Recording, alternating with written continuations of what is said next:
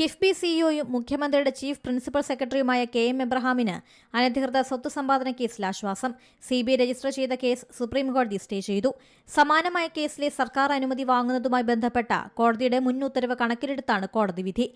CBI അന്വേഷണത്തിന് നിർദ്ദേശം നൽകിയ ഹൈക്കോടതി ഉത്തരവ് റദ്ദാക്കണമെന്നാണ് KM എബ്രഹാം ഹർജിയിൽ ആവശ്യപ്പെട്ടിരുന്നത്. അഴിമതി നിരോധന നിയമപ്രകാരം പൊതുസേവകന്റെ പേരിൽ അന്വേഷണം നടത്തണമെങ്കിൽ സർക്കാരിന്റെ മുൻകൂർ അനുമതി വേണം. അതില്ലാതെയുള്ള CBI അന്വേഷണം നിയമവിരുദ്ധമാണെന്നും CBI അന്വേഷണത്തിന് ഉത്തരവിട്ട ഹൈക്കോടതി ഉത്തരവ് നിയമപരമായി നിലനിൽക്കില്ലെന്നും എബ്രഹാം വാദിച്ചു. തനിക്കെതിരായ ആരോപണങ്ങൾ അടിസ്ഥാനരഹിതമാണെന്നും ഹർജിക്കാരനായ ജോമോൻ പുത്തുപുരയ്ക്കലിന്റെ വ്യക്തിവിരോധമാണ് പരാതിക്ക് അടിസ്ഥാനമെന്നും വാദിച്ചു.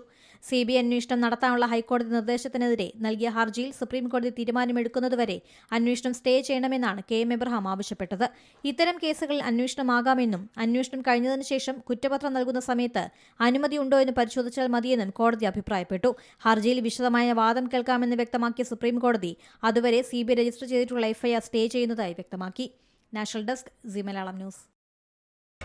പുതിയ വാർത്തകളും വിശേഷങ്ങളും ഇനി വിരൽ തുമ്പിൽ. എല്ലാ ഡിജിറ്റൽ പ്ലാറ്റ്ഫോമുകളിലും ഇപ്പോൾ സീ മലയാളം ന്യൂസ് ലഭ്യം.